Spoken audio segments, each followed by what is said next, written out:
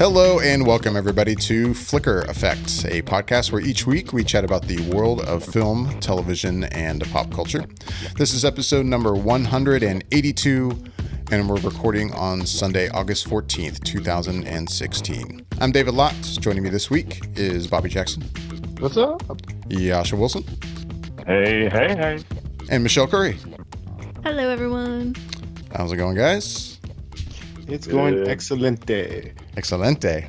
See. Yeah. Breaking out the Spanish for you guys today. Wow. Fancy. But that's about it, so let's move on. I was going to say, too bad I don't know any. I really should. I know very little. Very limited. You probably know more than me. Doubtful. I don't know. Well, let's not try it, though. Yes, let's not. Let's try it here on the air. Let's see how far we can get. No, we're not going to do that. Espanol 101. Begin. So, guys, what's new? What's going on in everybody's lives? How's your week been? Mine's been pretty good. I actually started a new job on Monday. Oh, that's right. Yes. Yeah. Yeah, it's going pretty good. So far, just still doing a lot of training and learning things, but yeah, I'm liking the place, and so that's always a positive. Yeah, and people seem pretty cool, and everything is seems like the job in and of itself I'll really be able to get into and enjoy. So yeah, I had a pretty good week. Good. Congratulations, Bobby. Thanks. So, Pete's Dragon came out this weekend. Bobby, it looks like you and Jascha both saw that. I have not. Michelle, you have not. No. I gotta say, I don't know. I wanted to see it more out of, hey, it's kind of the big release of the weekend kind of reason. Like, I don't have a huge draw to see it, though. I remember saying, and I do agree with myself, that when I saw the trailer, like, I was impressed with it. But yeah, with that said, I don't know. I haven't really been drawn to go out and check it out, but I'm curious to know what you guys thought of it. Jascha, I'll go to you first. What'd you think of Pete's Dragon?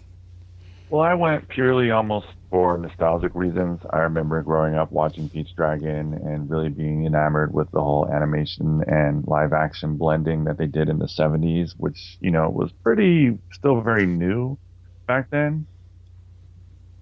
The graphics, the special effects, everything about this story was very, in the sense of magical. But, it was a little slow.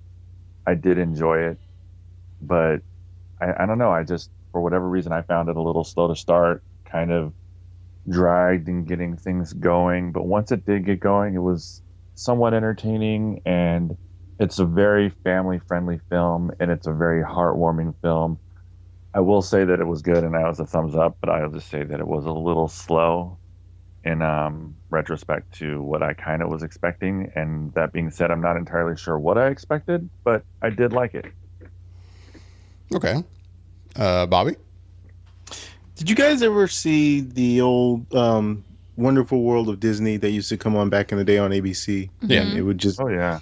I think this movie would fit perfectly there. It feels very nostalgic in the sense of movies that are kind of throwback to those 80s movies where a lot of the characters are secondary to whatever the specific thing of the story is. In this case, the dragon and the kid, Pete.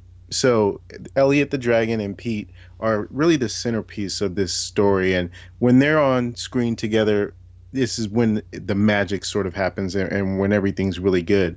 When you get some of the other characters, I think that is when it sort of slows down with the other humans.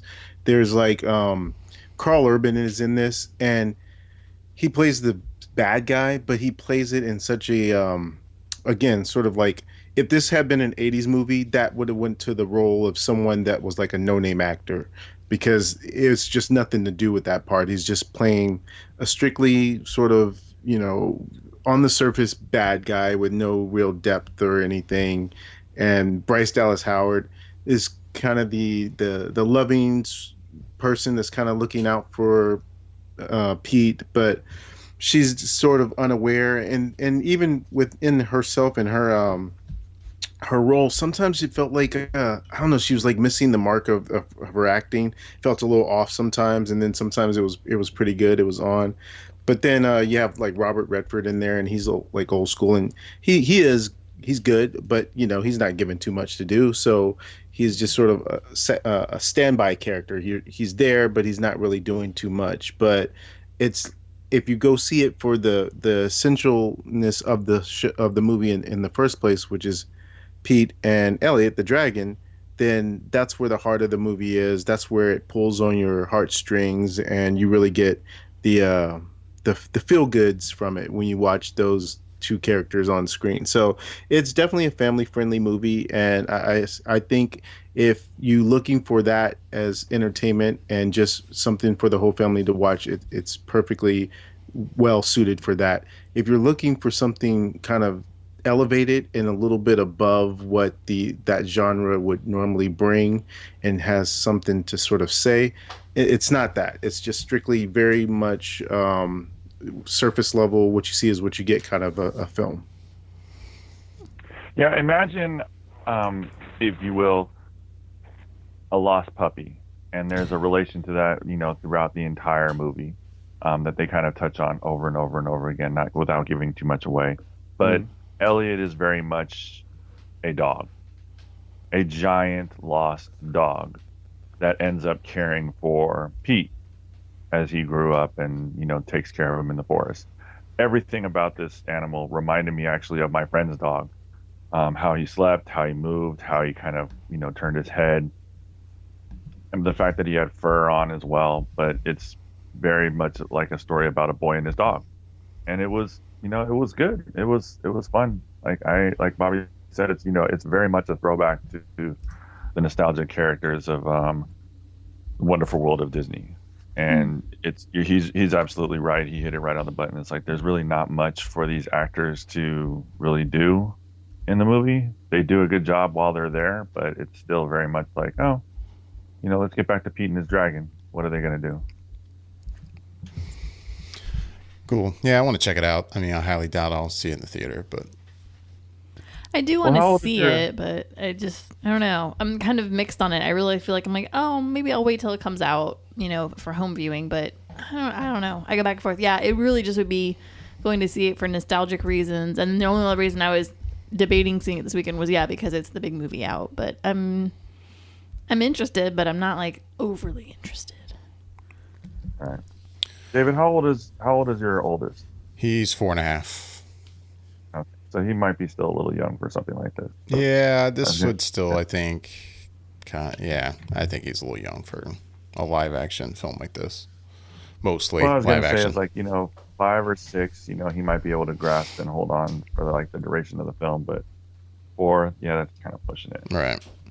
So I don't know if I'd take him to that yet. I mean, even the last animated movie I took him to, Finding Dory, that was at times I could tell he was just like, why am I sitting here so long, kind of thing. He's just not used to doing that. So Yeah. Cool. And like I didn't actually say it, or I guess I didn't maybe specifically say how I felt about it or what I thought, but I definitely thought it was enjoyable, and I would suggest going to go see it. Now, I almost wouldn't say not for nostalgia purposes, because it didn't really hit that for me in that way, but it was just done well enough to where it is one of those like tearjerker type movies, and it's very very much done in that way to purposefully get you to feel something when you're seeing the two on the screen. And I think, Michelle, you'd probably be best suited to wait for it to come out on home video. It's nothing I would say you go rush out and go see. It's not one of those type of movies, but it's enjoyable for sure. Yeah. It had a ho-hum weekend at the box office, coming in at number 3, 21.5 million.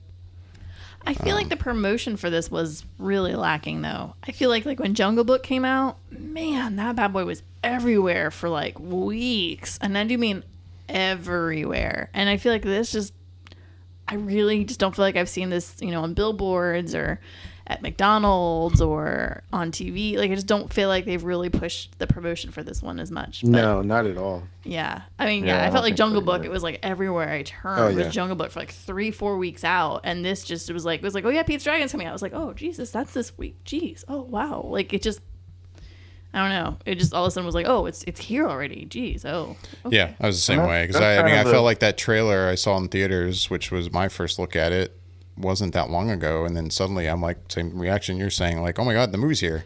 Like I thought we had like it was the fall or something. I almost didn't even Right. realize it was a That's- summer release. I was That's thinking. kind of how I felt too.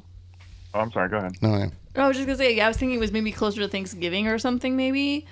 And yeah, it was just like, oh, Jesus, that's right now? Oh, okay. Because there just hasn't, I just feel like I haven't seen it everywhere. Right. Yeah, so I think for it to be ho-hum opening, I totally understand it because I feel like promotion-wise, they really didn't promote this.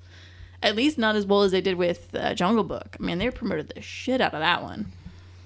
But, you know. Yeah. True. Oh, Disney. You pick and choose what you wish. Another new release this weekend was Sausage Party, which came in at number 2 in the box office at 33.6 million. Jascha, you saw that. I did. How was it? Did. All I can say is, I take it I shouldn't take my Wow. 4-year-old to see this one. sweet Jesus, children should stay as far away from this movie as possible. Like this is, if there is ever a movie and that has earned its rated R rating, Sausage Party, yeah, they do it. They really, really do it. They Like, go there, huh? Oh my God, it's. You can't even like I put in love- words. I loved it. My buddy who went with me loved it. My girlfriend and his wife both hated it. Like if you like Seth Rogen humor, and I'm gonna be honest with you, I'm hit or miss with some of his humor. Right. But if you like Seth Rogen's humor and Evan Goldberg, and their writing, and just the references of smoking weed and the language and just over the top like cussing and stuff like that, this movie was fantastic. I was in stitches like 80% of the film. I couldn't stop laughing. It was crass, it was crude, it was over the top, it was surreal, and I loved every minute of it. I could probably sit through it again and just laugh still. It was hilarious, but it was a different type of humor. Like it's just so wildly inappropriate when it comes to the humor that you kind of get down on it. You're like, all right, yeah, this is exactly what it's going to be. And so I'm just kind of accepted it, and just you roll with it. And once you're in, you just you go with it. And I thought it was hilarious. And so did my buddy. We both thought it was hilarious. Nice. That I do want to see. But again, I doubt, and I'll find the time to see it in the theater, but I definitely can't wait to see it. But yeah, they came in at number 2 this weekend. While we're talking box office numbers, Suicide Squad did have a decent drop in the box office, but it remained at number 1, holding off Sausage Party and Pete's Dragon. What did it bring in? 43.7 million, had a 67% drop from its opening weekend. And I bring it up not just because of that, but you got a chance, Jascha, to see it a second time. And I'm curious how a second viewing was. I'm actually seeing the movie 3 times now. Oh, okay. Oh, wow. Yeah, I know. Dang, you go, boy. Hey, I got You've nothing been else going on. busy. You've been so busy.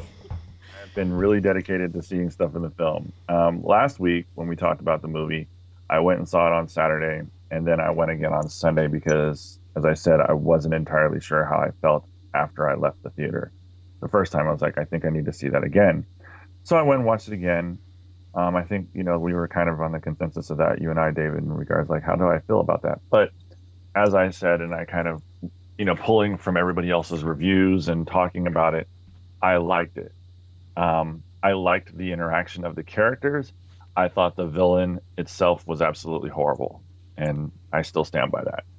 Like I watched it, and I watched the entire thing second time, didn't fall asleep, so it wasn't like I was like, oh, I was bored. For the third time, I watched it with a buddy of mine, and he loved it. He actually said to me, he's like, I don't know what all the hubbub is about it, because I thought it was a fun movie, and he may not be on the level that we are at times when it comes to comic book stuff, but he is a comic book head, and he does enjoy the Marvel and DC movies. And he was like, yeah, this was cool, man. I dig it. And it was nice to hear, just kind of an average fan say that, opposed to people just nitpicking and trying to rip it to pieces, I think, just for the sake of ripping it to pieces. I also had another friend of mine actually come up to me who's a big comic book guy and who has been adamant about not seeing Batman versus Superman because he can't stand Ben Affleck in the role of Batman. But he went and saw this and he absolutely loved it. So it feels like a lot of the fans are kind of, getting behind it. And I liked it. I'm kind of discouraged to hear that it had such a huge drop off because that's a really big drop off, 67% in 1 week. But I've liked it all 3 times. Your friend, is he now going to give Batman vs Superman a chance or not? You know what? I haven't talked to him about it. I've been trying to talk him into it. I think he'll watch it. He said at the dollar theater, or if it's out on video, he'll rent it to watch it. But he's not super eager. And I've tried to talk him into it, saying that, in my opinion, Batman was probably one of the best parts of Batman versus Superman. And he didn't want to, he was really going against that. And then he finally came out. He's like, I just don't really like Ben Affleck. I was like, so that's what it is. Don't say that you're not interested in the story. Say that you're not interested in the actor that's playing it, because it's, I can understand where you're coming from to an extent. I don't have a problem with Ben Affleck. I actually like Ben Affleck, but he was bringing up past issues, Daredevil and everything else, that he just was really turned off on the idea of watching Ben Affleck in that role for whatever reason. So I'll ask him this week and I'll let you know. Yeah, I'm curious. Yeah. I hope for his sake he'll move past it, because honestly, yeah, Ben Affleck was actually kind of he was the diamond in the rough in that film, quite honestly. And I hope for your friend he does eventually give in and can give it at least a chance to see. That's how I felt too, and I hope he does too, because that's what I've told people, that haven't wanted to see the movie. I'm like, dude, Ben Affleck was probably one of the better parts of the movie. Yeah. Cool. Well, I did finally make it, or not finally, but I did make it to a movie theater this weekend. I saw Café Society. You also saw it, Michelle. Yeah. New film written, directed by Woody Allen. So I'll say first, my background with Woody Allen is, I don't know, I feel like a lot of people have the same opinion. At least for me, he's kind of hit or miss. There's Woody Allen films I do like quite a bit. There's others where I'm like, okay, it's just a Woody Allen film. It's not my thing. But this one had me interested. I'd heard a pretty glowing review from a local critic on the radio this past week or the week before. So after that, I was like, all right, I really want to check this out now. And yeah, for those not familiar, really quick, it's set in the 1930s, mostly in Hollywood, but also in New York. You have Jesse Eisenberg in the film. He plays a kid that moves to Hollywood from the Bronx. He goes to work for his uncle, who is a huge, powerful agent in the industry. And is introduced through that uncle to Kristen Stewart's character, who is I guess, secretary for him. And, they have, a relationship, but, long story short, she is also involved with somebody else, and he moves back to New York and marries somebody else, and it's a Woody Allen film. Right. But, I got to say, for the most part, I actually enjoyed the movie quite a bit. I had a good time watching it. I think mostly it was just a nice change from a lot of the stuff I've been seeing. It was nice to see a movie like this with just a lot of dialogue, a lot of good characters in it. Most of the acting was pretty good. The biggest negative for me, and I wish this weren't the case, because for some reason, part of me wants to root for Kristen Stewart.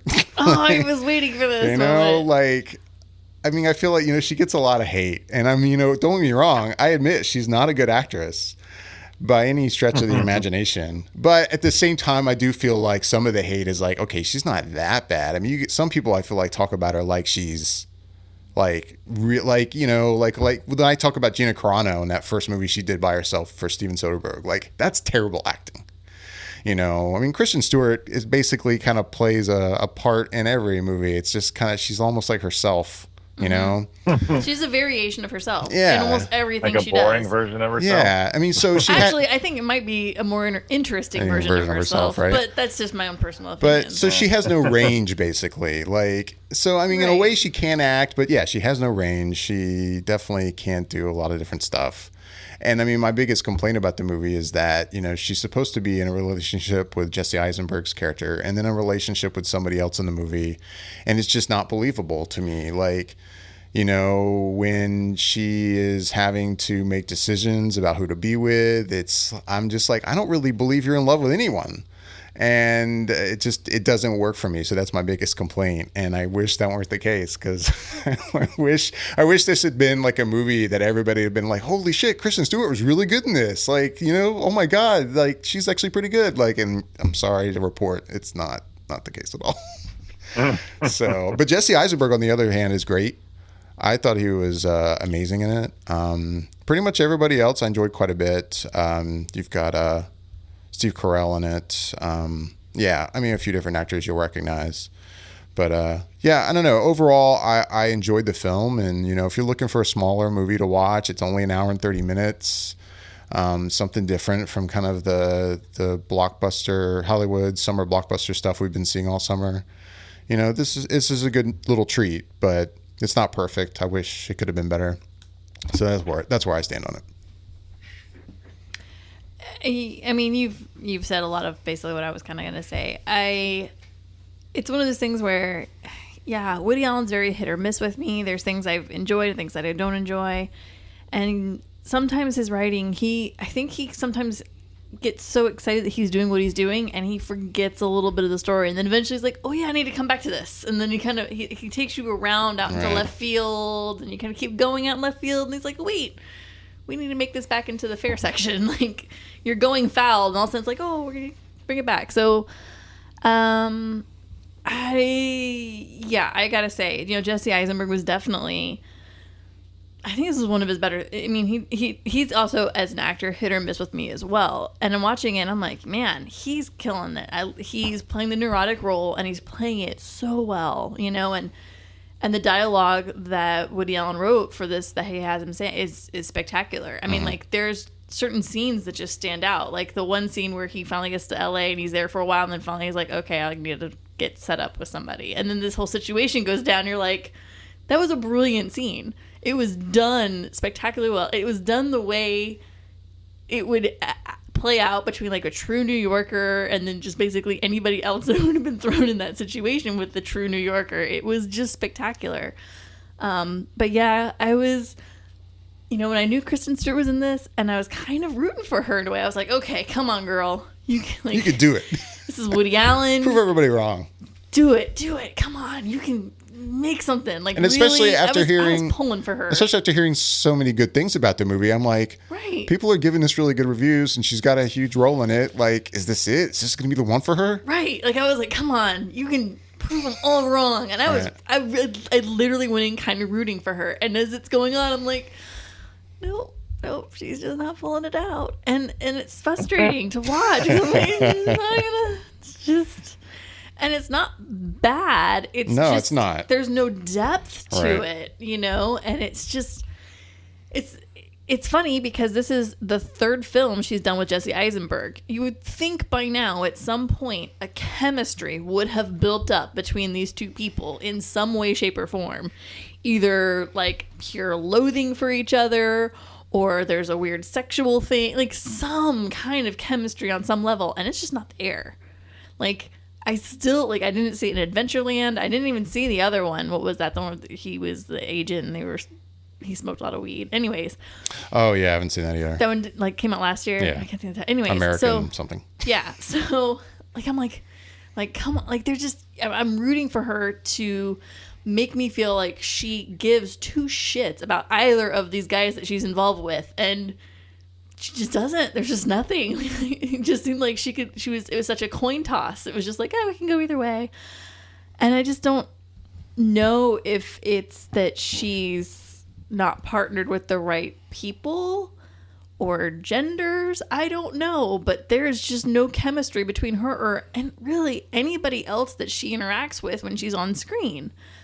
And it's frustrating as hell to watch because I'm like, you're really not a bad actress. You're just not connecting with anyone. Like, even the few scenes that Jesse Eisenberg has with his uncle, played by Steve Carell, they have some good stuff going back and forth. I'm like, yeah, it's totally believable. This is your you don't really know this uncle, but you're family. It's cool. You're family. You're from New York. It's all good. Like you'll bond. Like you get that. And it was just a shame to see Kristen. Just like, I want to root for her. And I'm not a Kristen Stewart hater. I don't love her, but I want to root for her because I'm like, I know. Come on, give me something. You've got it in you. You have to. You've made it this far. You're in a Woody Allen film. Come on, girl.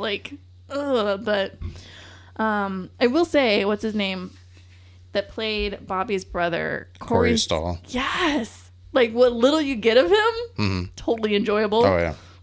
I was just oh, yeah. He's a fun actor to watch. And it's one of those things, this movie was kind of up and down, hills and valleys, just like most Woody Allen films are for me. But it's definitely in the like category of, as a whole, as far as my Woody Allen likes and dislikes go, I will say. It was enjoyable. It's not a really deep film, but it's enjoyable to watch. The settings are spectacular. It's beautiful cinematography, everything, sets, costumes, all of it. It's gorgeous. The lighting is even shot spectacularly well. There's actually points where I was like, wow, Kristen looks really good. I don't think she's an ugly person, but I also don't think she's drop dead gorgeous, especially when you get thrown up against Blake Lively. But it's I'm watching, I'm like, yeah, she looks pretty good with this lighting. Damn, she's pulling it out here, visually. Right. What she's saying and connecting with, not so much, but and then Blake Lively, for what little you get of her, you're just like, God damn, that woman was made to play that time frame. I'm telling you. Yeah, she's got the look. There's no doubt about it. Oh my God, it was spectacular. She really doesn't, and not to be mean to Blake Lively, she doesn't really just say anything. She just walk around look pretty. Mm-hmm. That's literally that was basically what she did, and that's fine because she does it well. But yeah, I would say, if, like David said, if you're tired of seeing the same kind of blow 'em up, shoot 'em up, big action thing for the summer, you want something with a little more substance, I would say go see this. It's got some good little chuckles and laughs in it, and it's a decent story. But like most Woody Allen's, it's all of a sudden you're just and scene. Right. Boom. So, yeah. Yeah, when it comes to Kristen Stewart, I would say for all the films I've seen her in, which isn't a lot, it's mostly the Twilight movies, a couple others. Adventureland, I would say I think she's actually at her best in that, but mostly because I feel like that role was written best for her, because it's kind of, she's still playing again the same part, but that works in that role perfectly for who that character is. And the funny thing is about that movie is really when you think about kind of the plot points of what happens in Adventureland, it's extremely similar to Café Society. Really how things play out. It's this is Adventureland in the 1930s, but with money. Okay. Yeah. In Hollywood. It's I won't go any farther than that, but yeah, it's funny how kind of similar they are. And Adventureland's a movie actually I like quite a bit. I really dig that film. And I enjoyed Adventureland, but I felt like the chemistry between her and Jesse just wasn't there. And it's not just between her and Jesse. It's her and, like I said, literally anybody else she winds up on the screen with. It's very frustrating to see that she just doesn't seem to build any kind of a level of depth with them emotionally in any direction. Like I said, even if it was pure hatred, I hate you, USA. Just give me something. Give me something. Yeah. There's just nothing. It's so frustrating because I want to not like her. Right, I want to be no, yeah, she's really come up from the depths. She's really worked her way. She's come so far since Twilight. God bless that girl. She has busted her ass. Yeah, no. But yeah, when it comes to Woody Allen films, I actually haven't seen the past few. I think the last one before this I saw was Midnight in Paris. Oh yeah. Which I liked quite a bit. I really dug Midnight in Paris. When I finally watched it, that one was good. That one's good. But yeah, I missed Blue Jasmine. A couple of the others he's had since then. To Rome with Love, Magic in the Moonlight. I wanted to see Magic in the Moonlight, but that one didn't do very well. People weren't very impressed with that one. And it's funny, everybody loved Blue Jasmine, and I did not like Blue Jasmine at all, actually. Yeah, I remember you telling me about that. I've been kind of curious to see that still, just because it did get a lot of love. And then when I hear about a movie that gets a lot of love, and then I hear from someone actually, I don't know, I didn't dig it, then it makes me more interested. I'm like, all right, so what's going on here? Now I got to see this. So. Well, see, I liked Match Point. People don't like Match Point. Yeah, I wouldn't say it's one of my favorites by any means, but I actually think I like it more than most people. Yeah, exactly. I agree with you there. Woody Allen is just so, I don't know. Yeah. He's just bizarre. And like I've gone back and I've tried to watch older stuff that I haven't seen. And again, very hit and miss. So that was another aspect of this movie. And I mean, unless I'm crazy, you know, he was narrating this. I'm pretty sure that was his voice.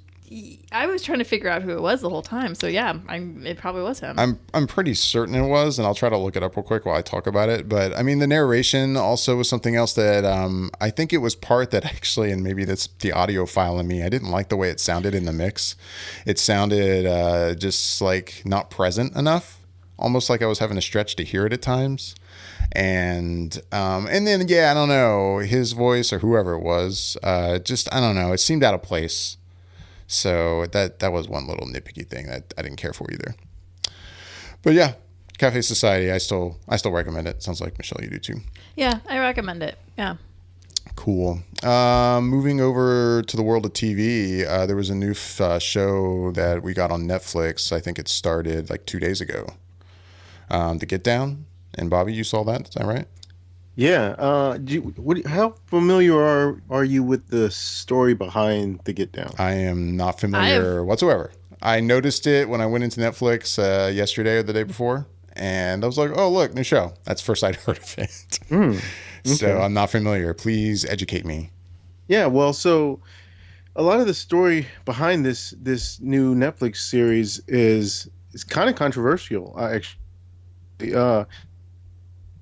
as the most expensive TV show ever to be made, because apparently it started out at 98 million for the budget and ended up ballooning up to 120 million. And yeah, what? Exactly. So it's the showrunner and the director of the series is Baz Luhrmann. And so that kind of explains a lot, actually. Right.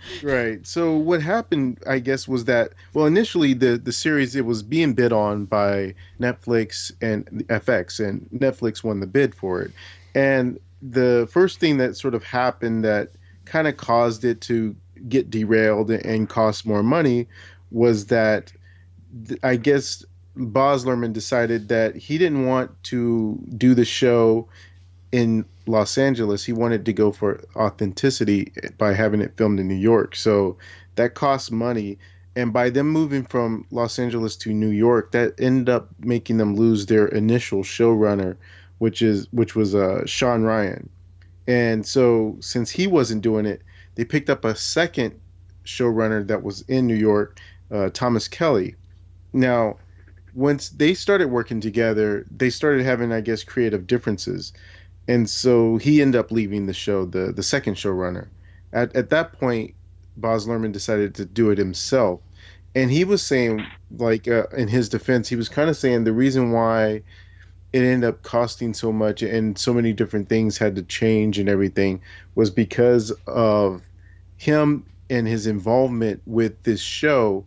He wanted to go really well towards the authenticity. He didn't want to let that community that he felt had let him in, he didn't want to let them down, because part of the people who had creative sort of license with the show or collaborative aspects with it was Grandmaster Flash and I believe Nas as well. So them being a part of it, they could see different things in hip hop and elements of what was going on back at that time that they could see wasn't really right. And at the time, he was just producing, and so they had other showrunners. And so someone like Grandmaster Flash would go and call up Baz Luhrmann and be like, "Hey, this isn't how this should go. This is not authentic at all. And I can't have people in the hip hop community seeing this and being like, yo, Grandmaster, like, what's up? Like, that's not how it's supposed to be." So he was saying like he really was trying to make sure that he didn't fail it on that level. And so the whole series has this well thought out look to it, to where the aesthetics of it makes it feel like 1977 in the South Bronx. And so that kind of leads into what the whole series is about in the first place. The series centers around these group of kids that was another reason actually why it kind of costs more than normal, because the group of kids that they use, I believe some of the characters, they were age appropriate, and so that meant like laws towards labor laws, having them film at certain times and all this other stuff. So that was actually another thing that kind of slowed production, and the costs ballooned up from that as well. But the story centers around these group of kids in South Bronx, and it's at a time in 1977 when disco was still thriving, but hip hop was starting to come out, and there was these aspects of hip hop that was starting at that time when the DJ was still the person everyone paid attention to, and yet he had his MC, and at this time no one knew what that was, and to know what rhyming was over a beat.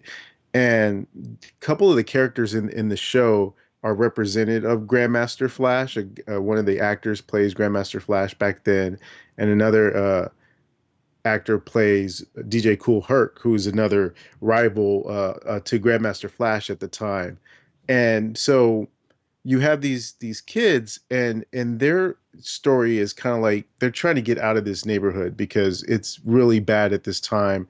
There's a lot of anger and built up, and there's like this turmoil through politics because Ed Koch was starting to run for mayor at this time, and he had this whole platform he was running on against throwing anyone that did graffiti in jail, treating it like it was like a major crime.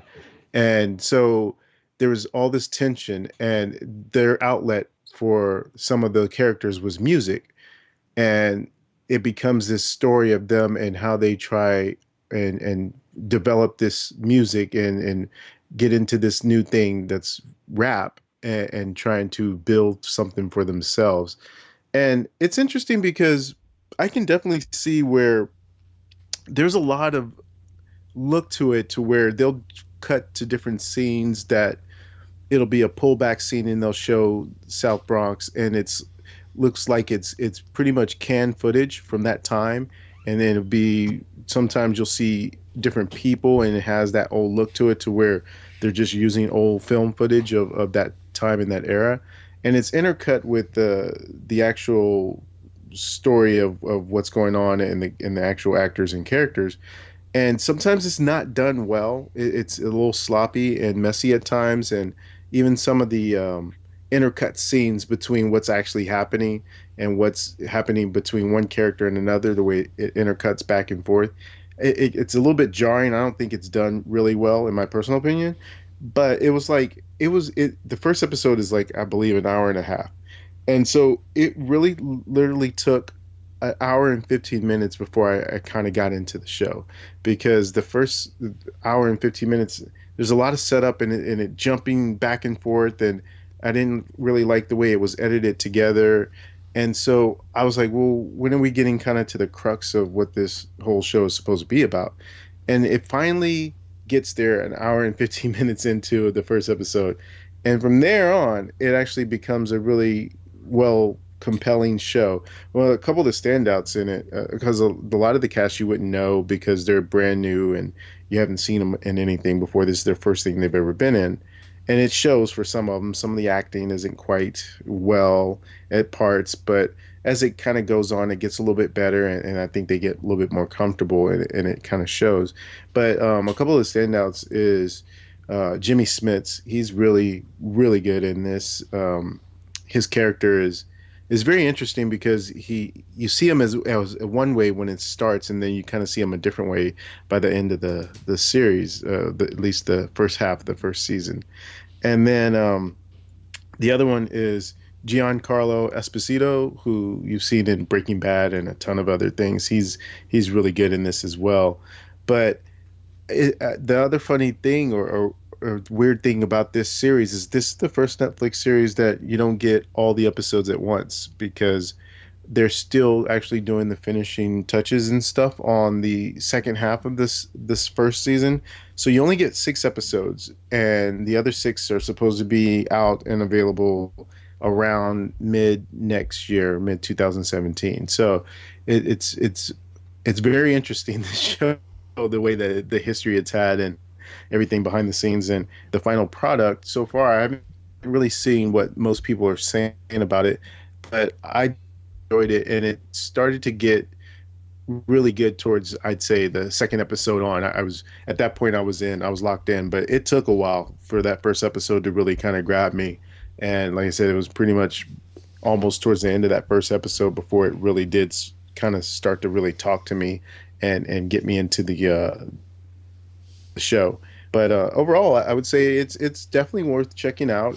There's a lot of aspects to it that I really liked, especially when it centers in and hones in on hip hop, and it shows you like how a DJ is able to mix two records and make them go on the beat and be able to flip it back and go on the other one. It really kind of delves and takes you into the artistry of it, and that's what I really liked about the show. And when it goes into those aspects and goes into the breakdancing and the rapping and how that is affected and how you're able to do that and work in conjunction with a DJ, that's when it's at its best. And after a while, you start to get into the story as well with the other characters and how they're trying to move and elevate themselves, because at the center of it there is sort of like this love story kind of thing going on with one of the male characters and this female character. And at first that it's kind of like whatever, but then it kind of grows and that storyline grows on you in a way that doesn't necessarily feel forced. It feels like you just start to kind of be interested in it, and you're kind of like, okay, well, where are they going to take this? And so I would say it's 6 episodes. I mean, the first one is a long one. Give it a try and see what you think. And I'd be curious to hear what other people think once they have a chance to see it, because it's a slow start, but I thought it finished pretty strong. Did you finish the entire series already? Well, the 6 episodes that are available, yeah, I finished. Okay. I take it was a somewhat recent decision to split it. I mean, because it's funny because I'm like looking at IMDb right now, and the poster they have up actually says all episodes August 12th. And obviously, that's wrong. I think I had heard that they were going to only show 6 episodes, maybe a couple months ago. So, okay. I don't know how recent that is in terms of being released, but I think it had been known for a little while that they weren't going to do all 12 or 13 episodes at one time. Gotcha. Cool. So moving on to what was kind of really the other big release of the week, and that's not a movie or a TV show, but a trailer. We got the full-length Rogue One Star Wars story trailer. I tried to watch it during the Olympics, but I gave up. I think I went to bed like 10 minutes before it aired because some people on the East Coast have to work in the morning. So that's exactly what happened. I literally was like, I'm going to wait. And I kept waiting and kept waiting and kept waiting. And then finally I was like, I got to go to bed. Like, I have a job. I need some sleep. Right.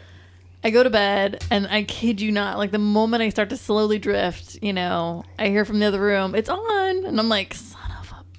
Like, really? Of course it's on. And then Bobby sends a message, and he's like, hey! And I'm like, oh, shut up. I'm already in Jeez, bed. okay, fine. I'll keep my really, messages to myself. It was really more of just like, of course they aired it the moment I make the decision to call it a night. Like, of course, like, and that's why half the reason I fought as long as I did, because I was like, I know the moment I decide they're gonna finally put it on. Yeah. That's exactly what happened. And then I didn't watch it until right before we recorded. Oh, it's hilarious. I was pretty surprised to learn, like, right as we're sitting down here, and oh yeah, look at these trailers. Oh yeah, I haven't watched that Rogue One trailer yet. I'm like, what the fuck? Yeah, it was surprising. I honestly thought, like, when I had sent that text, and then she's like, oh yeah, when you know it, I thought she'd spend the extra 2.5 minutes to watch it, or at that time, since she seemed like she was still up. But then, okay, she sounds like Michelle. You went to bed. I rolled back over and went to sleep. But right, and then I was like, with the intention that Friday I was going to watch it. Like, I fully intended to watch it Friday, and like it just kept getting pushed to the back burner because I was at work and doing things, and it just didn't happen.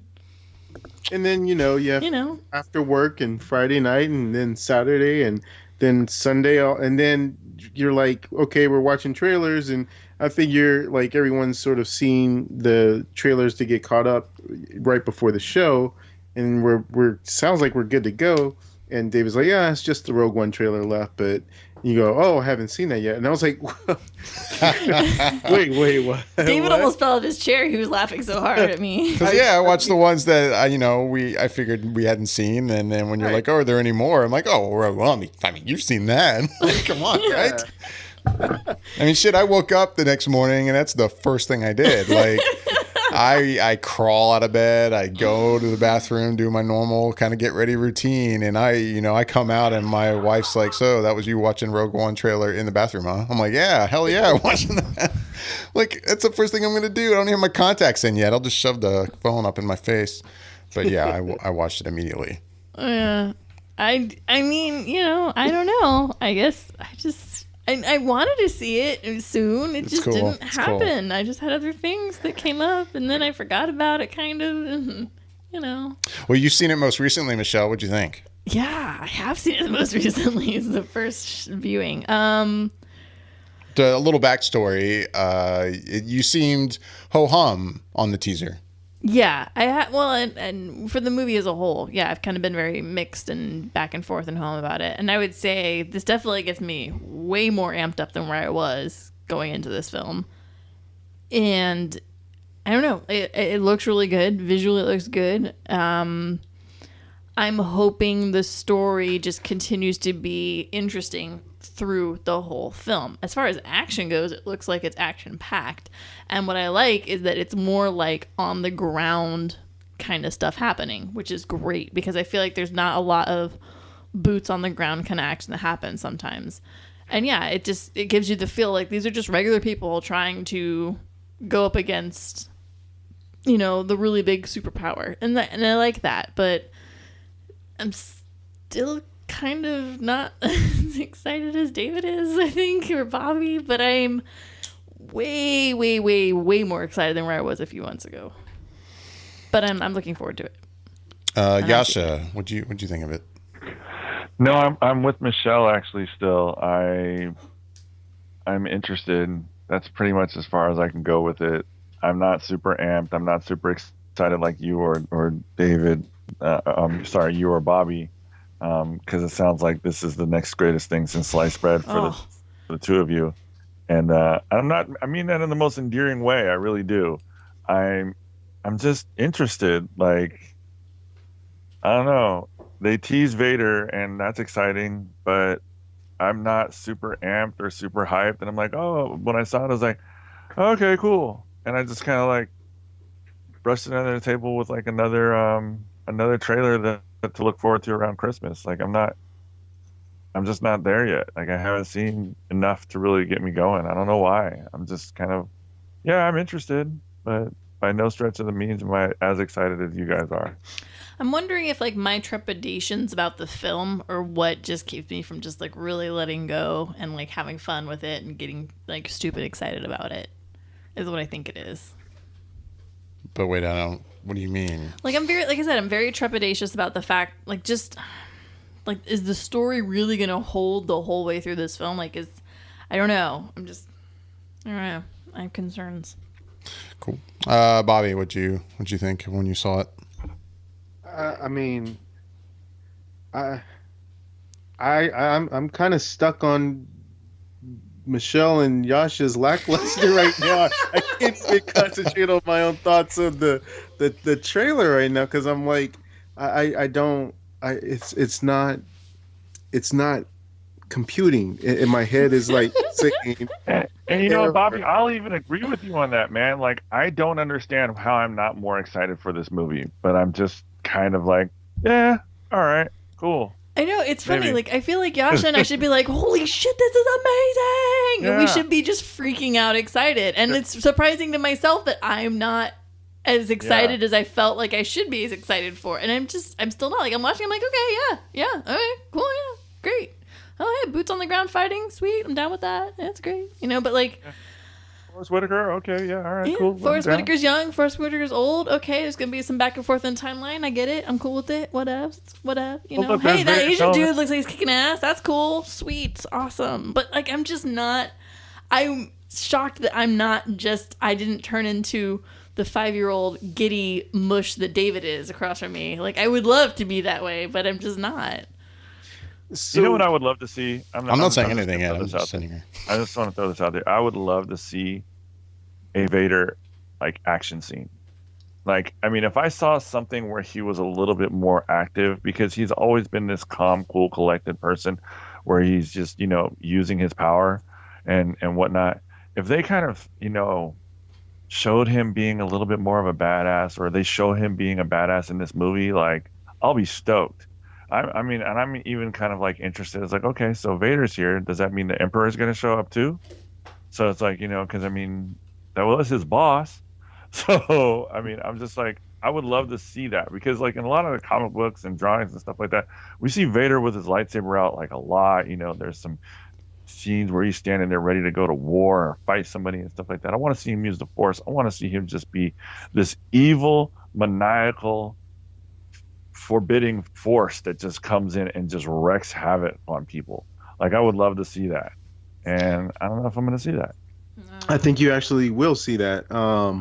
I had heard one of the things that they had to go and adjust was something along the lines of that, and that it might have been a little too brutal, and they had to kind of taper it back. But that's just a rumor.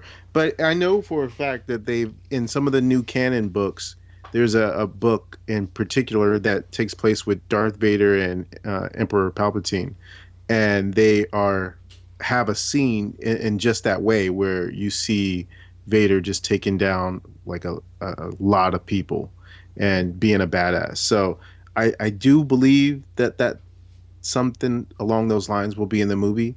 But I think even without that, my excitement for this movie comes from a couple different ways that I look at it.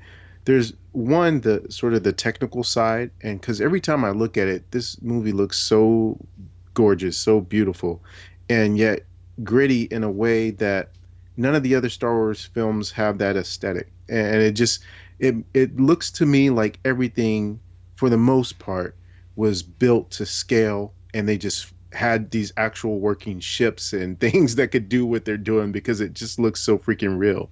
So from that point of view, it just looks amazing to me, and something I just really want to see from that visual standpoint, from a filmmaker's standpoint. But the other part of it that really has me excited is just that, honestly, from what I can see, just in this little bit, these characters look interesting enough for me to want to see what their story is, what their deal is. And it's something that I feel like if they can accomplish that and have me interested in characters whose last name isn't Skywalker or Solo, then that's an accomplishment, because that's what this whole thing is supposed to be about, in terms of these standalone stories aren't necessarily meant to give you what you know and what you're familiar with, but give you something different and tell you another part of something else that's going on within the context of Star Wars, because it's still Star Wars connected. And so it has me excited on a level that it's something new. It's something beyond what we're used to, but yet it's still familiar, because we have familiar aspects that tie us into it. So I saw this trailer and I was just like, again, just it reinforced what I already felt. Basically, it made me more excited, and knowing that it looks like it's going to be something special that we can be able to have, that's a new start of something, as opposed to a continuation to what we already have. So, I mean, I could keep going on and on about it, but I'll let David take over, because I'm good. I'm good. Well, that's also what you hope, isn't it? Of Well, what that's this what is you going do with to be. any movie. I mean, you That's true. can't let your I'm not trying to your argue, man. I'm just saying, no, you know. no, no. I mean, But I'm just saying, like, from what I see in the trailer, that's all I can go off of. And from what I see in the trailer, it excites me. It makes me really amped to see the movie in a way that it's Star Wars, and yet it feels new. And so I get excited by it. And, I can understand where you and Michelle come from, in the sense that maybe you need to be excited by the familiar more as opposed to something different and new. Like maybe the episode 8 or 7 or well, yeah, episode 8. What am I thinking of, David? Like, where are we going next? 7 or 8? God, I'm like throwing off with my number. Okay, 8. Maybe when you see the preview for 8, you'll be like super amped up because you'll be seeing Luke Skywalker. You'll be you'll see those characters that you're most connected to, and so maybe that will be the thing that does it for you, as opposed to this, where it's just sort of like a different take and doing different things. And I think it maybe comes down to, and I could be completely wrong because I'm trying to understand it for you guys without being able to speak for you guys, but maybe it just comes down to the fact that you like the characters of Star Wars in a sense more than you like the Star Wars universe as a whole. Like how some people like Harry Potter and those characters, but maybe won't like the Beast movie because Fantastic Beast. Yes, because it's not Harry Potter per se. It's that world, but it's not Harry Potter. So maybe it could be that. I don't know. But I'm just saying, like, for me, I like the universe of it and love to hear stories within that universe, and anything of it gets me excited. Okay. Yeah, so me. I mean, I said my piece about the teaser. I was thrilled with it. I don't feel any differently about this. I'm still thrilled by the movie. I don't have much different to say than what Bobby, you just said. I mean, yeah, my excitement comes from being a fan of this, and this being what feels like old Star Wars, but at the same time, it looks different. It's shot differently than anything we've seen in a Star Wars movie before. A lot of handheld camera work. You can tell that Edwards definitely has this kind of sense of perspective he's trying to do with this, and this grittiness that we haven't seen in a Star Wars movie, and that's exciting to me, especially again because it's that, but this is the Star Wars I really grew up with. As much as I love Star Wars Force Awakens, this just looks so familiar but yet unique in such a great way. And I don't know, I can't not be excited about it. Now, of course, there's no doubt that it's a trailer for a movie that could be bad, and we know all too well that trailers can be cut to look amazing and the movies not be so great. So it's definitely a possibility, but for now I'm excited by what I'm seeing. So I don't know, that's where I stand. Of course, I can't understand not being excited by it, but that's just me. Kind of like what you just said, Bobby. I mean, it does it for me. I don't know. Yeah, I don't know. I guess part of me can be flabbergasted that anyone could not be thrilled by this because it just looks so incredibly good. So I guess maybe part of me doesn't know what to say, but yeah, I don't know. I'm digging it. I can't wait to see it. Yeah, there's no doubt when you hear these things about the reshoots, and yeah, every movie's got reshoots, but it does seem like there's something a little different to what's going on here and how the reshoots are being handled. Of course, it makes me nervous. So hopefully it's not butchered and the movie turns out to be good. God, I hope. But yeah, I think it looks incredibly good. I'm excited by it. With that, we're pretty much out of time. There were a few other trailers that we were going to talk about, and if you guys want, I can run through them really quick. If you just want to do a quick like yay or nay if you're into it. Sure. There was a new trailer for the next final, I guess, Resident Evil film, Resident Evil: The Final Chapter. I'll start off by saying I'm a nay just because I haven't seen any of these movies, and I have really no interest in them. I never played this game. It's not a world of films that really does anything for me whatsoever. So I'm a nay. Michelle? I'm a yay. I never played the video games, but I've seen the first 3 films, and the first movie, really introduced you into the whole world of Alice and everything to do with the company and Raccoon City and everything. So it's just all set up. And is it the best made movie? No, by far means no. But if you just want to see Mila, and I'm going to butcher her last name because I always do,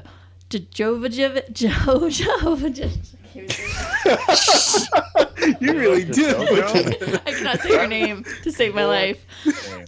So bad. I believe it's Jovovich. Yes. So if you just want to see her go out and kick some ass, these are fabulous films for that. The second one was an atrocious film, but the third one was redeeming and much better, and I enjoyed that one a lot. I have not seen 4 or 5, But yeah, like I'm watching the trailer for 6. I'm like, yeah, she's kicking ass. She's doing what she's supposed to do. Alice is such a badass character. This is fabulous, you know. And they've got her going back to the hive, and I'm like, oh my god, my head's exploding. I don't know. I think it's cool. I'm down with these moves. They're fun. They're fun. Get me out of my life films. Jascha, yeah or nay? I'll probably watch it, but I can't say I'm like, oh yay, like I'm super excited. I don't think we needed another one, but you know what? They'll probably get my money. Gotcha. Bobby? Yeah, I'm pretty much where Yash is. It's like, I'll see it because I've seen the others, so I'm a completist, so I'll probably just watch it just to finish off the series, and that'll be it for me. It's not like I'm excited to go see it, though. Bad Santa 2 got a trailer this week, a Red Band trailer, so be careful who you watch it around. But yeah, it's a sequel to Bad Santa. What else is there to say about it? This is a movie also I haven't seen the first film. But this looks great, and I always wanted to see the first movie. What that one wasn't out of like a lack of desire. I never happened to catch it. So I've always wanted to see it. I should go check that out, and then I'll probably go see this because this looks pretty hilarious. So I'm a yay. Michelle? I'm a nay. I feel like they're like the first one. I did enjoy. It's funny. I feel like they're just trying too hard on this one. Like the jokes. No. They're funny, but at the same time, like I can tell, it just seems very forced. Very, very forced to me. Jascha? Oh, I'm a big yay. I like Billy Bob Thornton, and I think do my review to Sausage Party earlier speaks to my taste in humor, and I am not that easy to. Well, I'm easily impressed by crass and crude humor. So let's do this. Bobby? I'm a nay, actually. I haven't seen the first one, and this trailer for me, it didn't hit on the humor level for me. It's like how Yasha was saying earlier about Seth Rogen, where its stuff is hit or miss, and I feel like that way about a lot of comedy in general these days. It's hit or miss for me. It's just maybe if I'm in the mood for silly kind of humor, or if I'm in the mood for smarter kind of humor. I don't know, but this one, at the time that I seen it, it just wasn't doing it for me. So that comes to theaters on November 23rd, by the way. There was a trailer that dropped this week for Arrival, new film starring Amy Adams, Jeremy Renner, Forrest Whitaker. Quick sentence that explains it. Taking place after alien crafts land around the world, an expert linguist is recruited by the military to determine whether they come in peace or are a threat. I'll say yay. You know, I'll be curious to see a full-length trailer. Doesn't look like we really have one yet, but it's looking pretty good to me. So I'm definitely a yay on this. Michelle? I'm a yay all the way. Yeah, this one looks interesting from what you're getting. It's definitely a classic teaser trailer. It gives you just enough to go, oh, hey. And Amy Adams, Jeremy Renner, like, yeah. Oh, yeah, all day. Sci-fi, yeah. Yasha? I'm going to say yay, but so help me God, if her father shows up at the end like they did in Contact, I will march out of that theater and slap somebody. But yay, let's do yay all day. All right, Bobby? Yeah, I'm going to go a big yay as well because of what Yasha just mentioned with Contact. It has that kind of feel to it, and sort of like the one that was Nolan's last one. Interstellar. Interstellar. And there was like a Close Encounters as well. So I'm so yay that I like those concepts of these movies where they feel a little more like real world, what would happen in that scenario, as opposed to the big world war kind of thing. And that I really don't feel like I want to see more because I don't want to get it spoiled. I mean, I think I've seen enough to know that I want to see the movie, and I don't want to see stuff where either they have to feel like they have the need to reveal the alien or whatever. I don't want to see. You like the mystery, and I would agree with that. Yeah. You know what? Real quick, this kind of gave me a vibe like the movie The Abyss. I don't know why, but it really did. Like, I felt very like this is, in a weird way. I'm not sure exactly why, but it just kind of did. I was like, oh, I'm down with this. I get that. So, yeah, that's coming to theaters on November 11th of this year, of course. And then finally, I don't know if we really have to go around and say yay or nay on this, but we got a trailer for the next Marvel show on Netflix, Luke Cage. Yasha and I have already talked about this a little bit to death since we went to the panel at Comic-Con, and we're pretty thrilled by what we saw. So, a lot of this was familiar from that, and it looks great. So I'm huge yay on this. Michelle? Full yay. Full yay. Total yay. Total yay. Josh. Oh, I'm sorry. I was just confused. Were you going to watch the other Marvel series that you haven't watched? No, I've given up on those. I'm just going to. Right into this one and skip it as well. I'm just going to jump ahead to No, this. you have to watch Jessica Jones. God damn. You have to watch, dude. I'm already almost halfway through Jessica Jones again. You have to watch Jessica I got Jones. sucked in again. I don't know how it happened, but I'm like 6 episodes in, and I'm like watching it again like it's the first time. But anyways, Luke Cage, yeah, I'm totally in all day. Bobby. Yeah, I'm a big yay on that one. Yeah. Yeah. All right, IQ. I mean, you need to see Daredevil, but you've got to watch Jessica Jones. All right, see, you guys keep mentioning Jessica Jones, so you're going to get me on a sidetrack about that, which I kind of don't know if I want to go down, which is, what is that actress's name? Why am I blanking on her name? Kristen Ritter. Kristen Ritter. And correct me if I'm getting my information wrong, but, you know, you ever have those situations where, you know, a celebrity decides that they're going to go down the road of, you know, speaking for some cause on something, when you're just like, can you just keep your mouth shut and stop being like, you know, a celebrity that's like, hey, I've got a podium, I'm going to use it, all that kind of thing. And I'll just say, without getting into it, that she went into something very recently which just completely killed my opinion on her. And and it's so upsetting because I really dig her work and I dig that show because I've seen it, and god damn it, why did you have to do that? And I gotta say, it affects my opinion on whether or not I want to watch that show, and I hate to be that way, but I'm not gonna say I'm not gonna watch it. I won't get into it on air. I'll talk about it off air, but you know, with that said, don't get me wrong, I am gonna watch the show because I liked what I saw. But you guys mentioning that reminded me of that whole situation. And it's just like, it kills me because I have to say my excitement is now pulled back a bit when it comes to going back and finishing that show. And, you know, everyone has their thing, I guess. And that took me over the edge when I heard what I heard. I'm just like, God damn it. Here's the one thing I will say is I've never been a major fan. I've never been a hater of Kristen Ritter, but I've never been a fan. Like, I've not been wowed by anything she's been in prior to this, like, at all. And I'm watching her in this, and I'm like, God damn, she is good. Like, I completely 180'd on her, and now I'm like, yeah, I'm as far as an actress goes, and as far as her doing this role, I was super down with it. So I mean, maybe, I don't know. But God, this story is so good. The story is so good. Oh, I know. You're preaching to the choir. I've seen a few episodes. You don't have to convince me. I mean, the show is great.